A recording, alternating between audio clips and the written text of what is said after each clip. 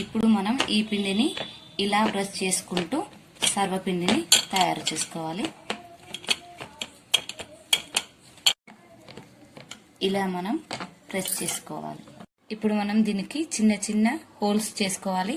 ఎందుకంటే మనం ఫస్ట్ గిన్నెకి అప్లై చేసుకున్న నూనె ఈ హోల్స్ నుంచి వెళ్ళి పైకి వచ్చి ఈ సర్వపిండి బాగా కుక్ అవ్వడానికి వీలవుతుంది.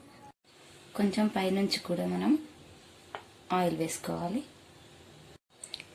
ఇప్పుడు స్టవ్ ఆన్ చేసుకొని లో ఫ్లేమ్లో దీన్ని మనం కాల్చుకోవాలి. దీనిపైన ఒక ప్లేటును ఇలా బోర్లించుకుందాము. లో ఫ్లేమ్లోనే పెట్టి కాల్చుకోవాలి.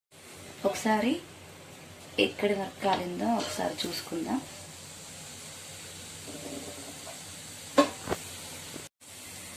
ఇలా కొంచెం సైడ్లకి తిప్పుతూ కాలిస్తే